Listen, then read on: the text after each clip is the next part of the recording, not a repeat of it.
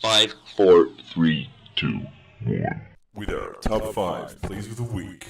At number 5, it's Notman here dying in this game of Individual Headhunter, and we're going to be coming back to look at this game again in depth next week.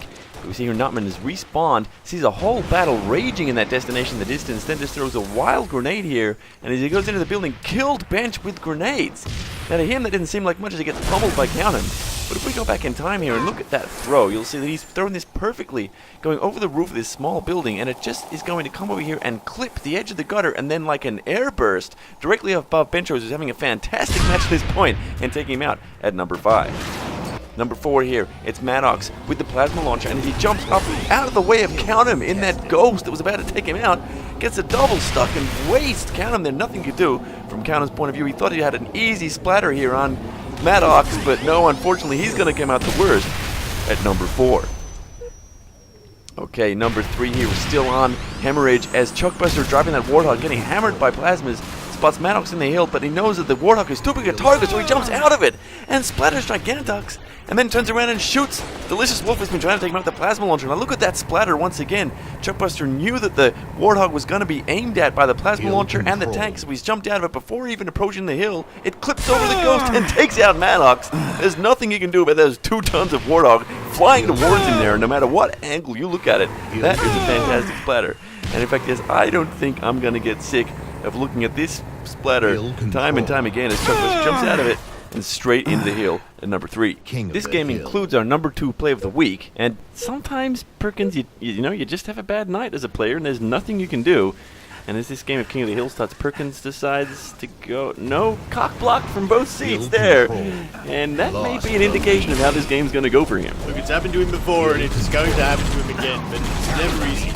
You see him here, it's a good start, he comes in, his teammate takes out the other assailant, he's surviving quite a lot, not doing a great deal, but he's still getting down. Yeah, he's throwing grenades and he's running around, but he's getting a few seconds here. Keeps on walking across that fuel rod cannon without picking it up, which always frustrates me, but look, he's died here, he's going to respawn. As long as he gets back up, that's all that matters. Comes back in here, gets revenge on Poogie Banger, keeps on walking over that fuel rod cannon, still not picking it up, and then taken out by Benchos. Okay, so as he respawns here though, this is when things really start to go wrong for him. Yes, he manages to exactly walk into Chuckbuster's Warthog and then straight at a sniper-wielding graphologist. And there's only one way that's going to end when graphologist got a shot on you like that. Okay, switching to Notman now. Great shot from the air. It seems against an enemy player, but in fact he's just taken out any support he may have had from that Warthog. And as a result, he's going to come in here and start flailing wildly, not getting in the hill at all now that he's taken out his own Warthog. And when he finally does manage to get into the hill, as we see just here, instantly assassinated by Graphologist, who steals the field rod cannon. From the reverse angle, look at this, Perkins. Yes, it's a turbo. It's perfectly weighted to take out his own team. And instead of going around the back like any sane person would, he just continues to attack at the front. Graphologist grabs that field rod cannon, turns around and shows that's how you do it, instantly getting a double kill. Okay, switching to Perkins now, as he starts to make a run for the hill, he's going to sneak around through the rocks, and as he approaches, instantly taking it. But it doesn't matter, right? It doesn't matter. That's right. My father always said, as long as you get back onto that buffalo, then no one will think less of you. Okay, and he can't seem to get up those rocks. That's okay, he's going to run around. And obviously he seems to remember the topography of this particular map as he heads over towards the man cannon. That's right, running towards the man cannon, feeling his rage grow in his belly as he walks towards the hill. Runs, walks. He's really feeling it now. He's going to take out. He can sense it's Bench, and Bench is having an off night. No, instantly dead. It is him, in fact, that's having the off night. Instantly dead, okay. Perkins here again with another massive face plant right at the edge of that wing there of that crashed starship. Okay, let's switch now to the respawn here. Decides this time I'm going to go man cannoning that's again. Right. His luck has got to hold out now. Oh, look at that. That's amazing. Get out of my house, bitch. What an incredibly beautiful and horrific sight it is. It seems that Graphologist has managed to break the laws of thermodynamics by removing all motion from Perkins in midair. Look at that. Perkins just stops dead. Cold. Hard. Okay, again, following Perkins here, coming against Graphologist, and I think he's going to be saved by his teammate there. Yes, he is. Again, running across the field, cannot picking it up, and he gets a face full of plasma. Oh, he can't do anything right. No, now he switched to Maddox here. He's got 2 large weapons on his back, shoots one into the hill, takes out Boogie, and gets his running right. He's had an absolutely stellar match. Of course, not locking in the time with 4 seconds, but he's getting the kills for his teammates. Our number 2 play of the week, it's Graphologist here, ending Maddox's spree. Look at that, just an amazing aerial laser and then instantly assassinated by Notman. Perkins, talk us through this shot. Just an incredible skill to be able to be in motion and time so perfectly and position so perfectly. That laser, and he goes back, look, pelvis first, like a bomb first bullet.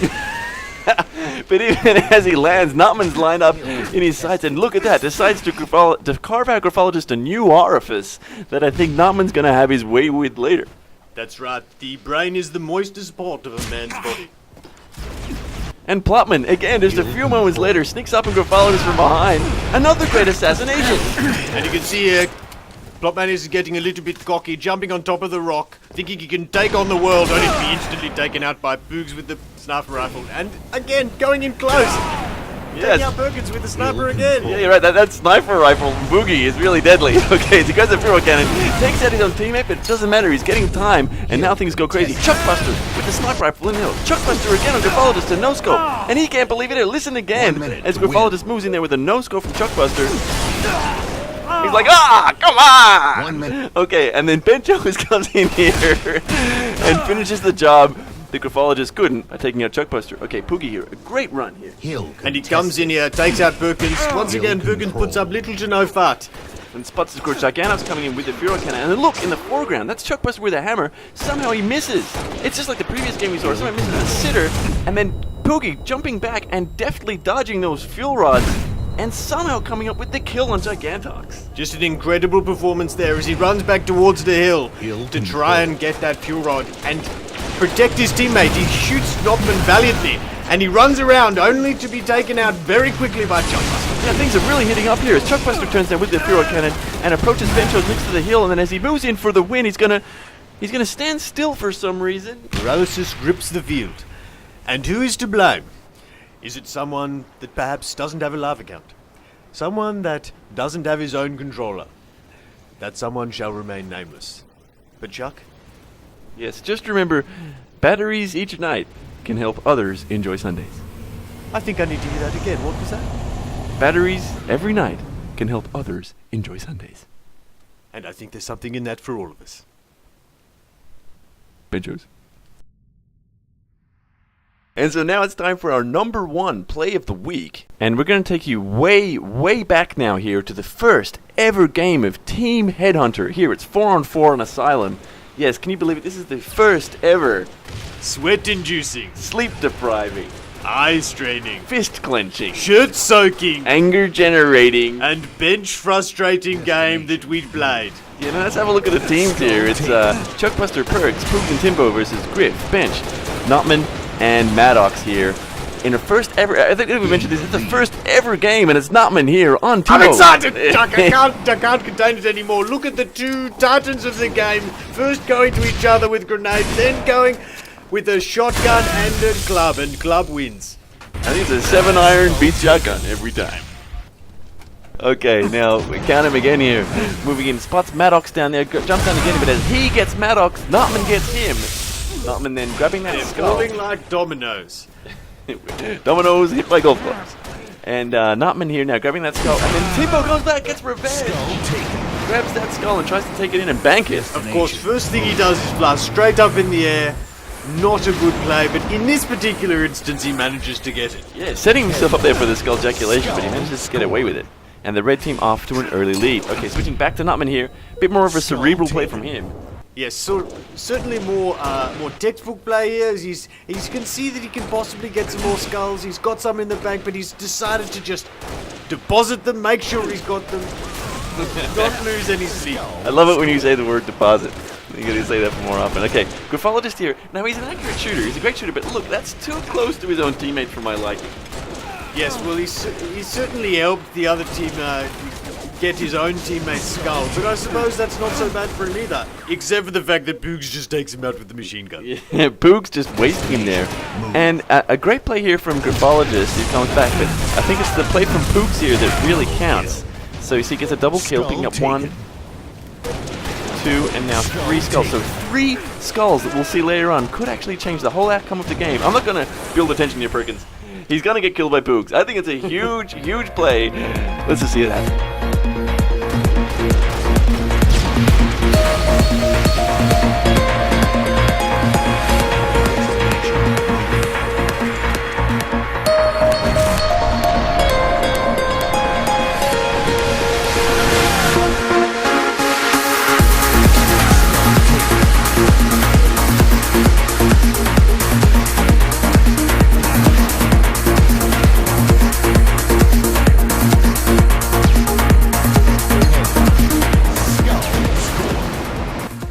Yes, a massive lead here as Perkins takes out Nopmania, picks up those skulls, and again, flies straight hard. Look at him here, he's up here. Everyone can see exactly where he is. He's not going to make it, surely to God. We've told you so many times you can't do this in Headhunter, but he banks them. He banks them 28-11, a huge lead now. It's the exception that proves the rule.